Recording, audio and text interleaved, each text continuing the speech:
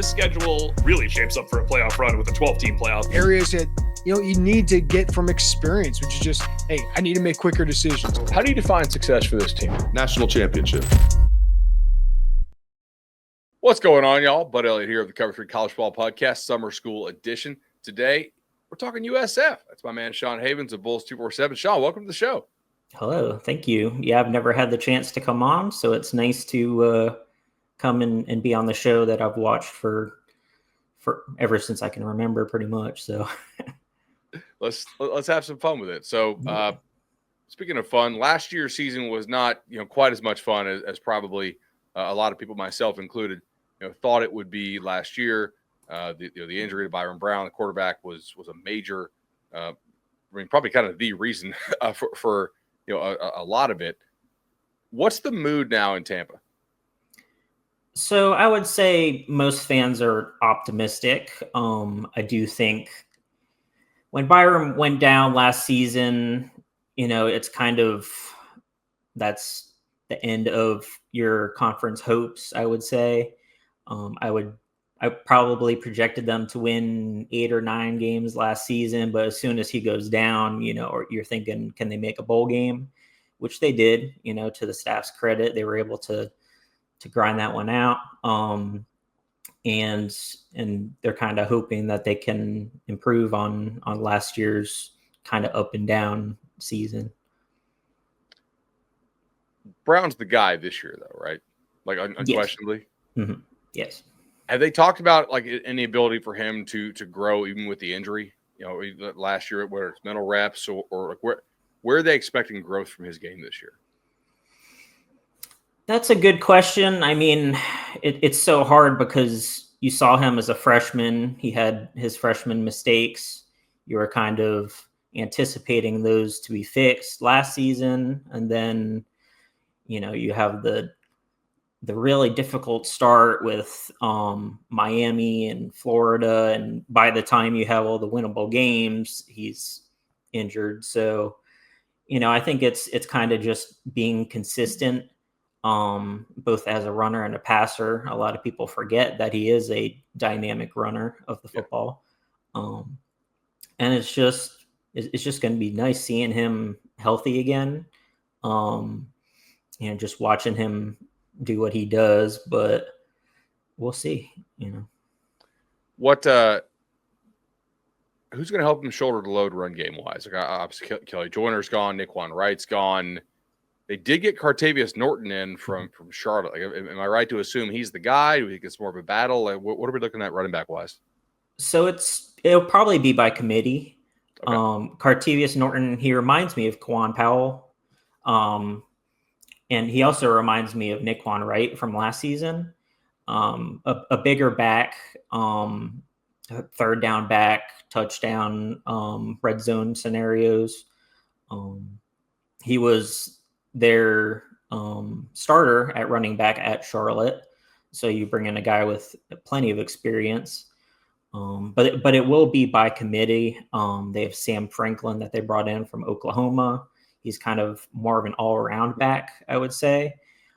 He didn't play a ton at Oklahoma, but he's originally from UT Martin, where he had something like 3,000 yards over 2 or 3 seasons. He was super productive there. So you'll have both of those two, probably, your 1 and 2, and then they have a redshirt freshman that they love. His name is Alvin Isaac. He will probably be their home run back, kind of mix him in here and there, try and sneak him in. Maybe the defense doesn't realize it, and he kind of has the game breaking speed that you might not have with the other two, and the staff really likes him, so he'll play here and there for sure. This offense, when it's humming, I mean, it's hitting home runs. The receivers on the outside. Atkins is gone. Brown Stevens, graduated. Yassine portaled, right? Yeah. Who's going to be catching all the balls this year? It's a good question. They have a lot of depth actually at that position. They bring back Keyshawn Singleton, who really came on at the end of the year. I want to say he had 300-yard games in the last 4 games. So he was really humming at the end. They'll have him most likely on the outside opposite of Jaden Alexis, who was a pretty good wide receiver for USF 2 years ago. He should be coming back from injury. And then they have a bunch of guys that could be kind of their slot game breakers, more speed than on the outside. They have Chaz Nimrod, who they really like out of Tennessee. He's super quick, even though he's listed at 6'2", he kind of has the speed that you want out of the slot. And you know how much they use the slot in this offense. Sure. I mean, they'll pretty much get their best guy a lot of times, put him in the slot and see what he can do. Seems like that's Chaz Nimrod, at least during the spring. And then they also have Tyler Williams, who they bring in from Minnesota, and then Moody Rubin, who they bring in from Stanford. And they'll add for some depth as well. And then they have some younger guys as well that they'll play a bunch. They have a Josh Porter, who played a decent amount last year as a freshman. He reminds me of a younger Sean Atkins. He's pretty consistent, not a game breaker at all, but he'll catch the football, he'll get you the first down when you need it. So that's pretty much, it seems like it'll be by committee, but I have a feeling one of them will be, the for sure guy. Yeah, I feel like historically this thing, it looks like committee based on personnel, but I mean, I want to pick your brain on this. Historically, like these offenses don't rotate like that much at receiver. Like, it's kind of, when Tennessee had it really going with Hendon Hooker, a lot of those guys didn't come off the field kind of ever, right? So it's definitely one we need to watch to see if some guys emerge as like the true dudes there. We could probably skip tight end unless we really need to talk about it. That in this offense, it's more of a blocking position anyway. Is there a guy that stands out as like a really good blocker who should like get most of the snaps? I think most of the time they'll probably go 4 wide. I don't think they have a guy that's a proven starter at the position that you just have to have out there. They do have a 4-star at the position at tight end in Jonathan Eccles. He will be definitely used, but he was just a freshman last season. He had a couple long touchdowns, I believe. They'll try and get him the football some in the passing game, but I wouldn't say they have a tight end that they need to have out there. So that I would imagine they play more 4 wide than not. So, gotcha. Offensive line last year, definitely up and down at times. How are we feeling about this group this year? So the good thing is they're almost all back. I would say it was a fine offensive line at the G5 level. They were better actually in pass pro than they were in the run game, which is kind of surprising because it was pretty much a running team last year, despite the offense. But they like what they have at the position. They bring back 4 out of 5 starters and then a couple of depth pieces as well. They bring in Thomas Schrader, who was a starter at App State last season, originally from Florida State. And they'll put him next to Zane Herring, who also comes from Florida State. So they like the 5 starters. They have a little bit of depth there as well. I would say it's not the weak point of the offense at all. I would say they're pretty confident with what they have there. Gotcha. So this really comes down to, they'll get some receivers open, that they get favorable looks with the spacing and the splits and the tempo. Because if Byrum bounces back, this is a strong contender for the best offense in the American, right? I would definitely say they should be a top 25 offense in college football this season. Sure. I don't think that's too out of the ordinary for this offense. they'll put up a ton of yards. The question more so is, how is their success rate? The success rate last season probably wasn't what you would want for this offense. Now, obviously you didn't have Byrum Brown, so that's a big piece of it. But I think if they can be a little bit more consistent, then there's no reason why an offense that does what this offense does can't be a top 25 to 30 offense. That's what they were 2 seasons ago. So if they can get back to that form, they should be a fun watch. Makes sense to me. All right. So let's go ahead and take a quick break here. And then on the flip side, we'll talk a little Bulls defense. When you need your sports news all the time, we've got breaking news to bring to you. CBS Sports HQ gives you a snapshot of all the sports that matter to you. When you need your sports in a snap, find it on CBS Sports HQ, streaming free anywhere you are. All right, guys, welcome back into the Cover 3 College Ball Podcast, Summer School Edition. We were talking a little USF Bulls with Sean Havens of Bulls 247. So, Sean, last year the defense, I mean, it had to play probably from behind more than it expected to. Some games that hung in there pretty nicely. Some games, maybe give up more points than it wanted to, but not like in the wins. I mean, 30, 24, 21, 25. You can do that opposite of this high-flying offensive scheme. I think you got to be, pretty excited about what that can be. Todd Orlando does return, or do I have that wrong? Yes. Okay. So they still like the fit of his aggressiveness there, I would assume, on the defensive side. They do lose Hawthorne and Gooden. One transferred to LSU, which I feel like is a fairly big deal. And then Doug Blue Eli or Ellie? It was Eli. Eli. He transfers to Rutgers. So kind of 4 of the top 6, defensive linemen either graduated or transferred out. Are we looking at like a big drop off here or a little? And if it's not a big drop off, who are the guys they're going to count on to make up that gap? Yeah, so they have a whole bunch of transfers, especially on the inside. They got 5 transfers coming in at defensive tackle. Most of them are not yet they're within the program, but they weren't here for spring. So the question is just, who are the starters? Who are the backups? I like the depth that they have at the position. They really like Josh Salazar out of Texas A&M. He was originally from UCF.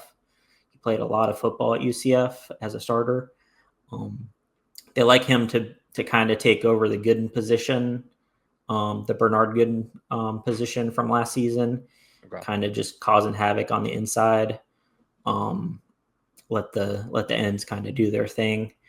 But yeah, it's a lot of new faces on the defensive line. So the question is just how quick can these transfers gel at the position? I think they like the depth. The question, like I said, is more so just who starts. So we'll see. Linebacker Harris and Schuler return. No real reason to think those guys won't be your 2 starters again, right? No, I would imagine they'll both be starters. They've both had really good careers at USF, despite the struggles on the defensive side of the ball. They've kind of been the bright spot, and they've both been here for 6 years, I believe. So they're kind of the veterans, the quarterback on the defense, all the cliches that you can say. They've played a lot of football, and they're both pretty solid linebackers in their own respects. Secondary, I think there's a lot to like. I mean, you lose one DB to Cal and one to Colorado, but ultimately they do bring in a couple transfers, Wisconsin amongst them, and also Silvera. I mean, Banks is back, Lee's back, Rutgers back. I kind of think, like, at least by American standards, this looks like a pretty good group, right? Yeah, I think the bodies that you have there, if you look at them individually, there's a handful of pretty solid players on the back end. Okay. The question is just how they come together. You return Deshaun Rucker, who I thought was our best corner last season, despite the opposite corner going to Cal. He's kind of a player that they had to pry away from the P5 schools before last season. and he was solid when he played. He missed a couple games, but I would definitely say he was their best defensive back last season, just as a whole. And then, like you said, they bring back Banks and Ward at the safety and the corner spot. They bring in a couple of transfers, like you said. They got Cedric Hawkins from UCF. They bring in Isaiah Guy, who was a starter at Georgia State. He could start at corner opposite Rucker. They'll have likely it'll be a battle between James Chenault and Isaiah Guy. Chenault being a younger guy that they really like coming up the ranks. They've had good recruiting classes on the defensive side of the ball. So it's kind of just fitting all the pieces together. I wouldn't say I'm worried about the defensive backfields, but it's just who starts where and see where we can go from there. So makes sense.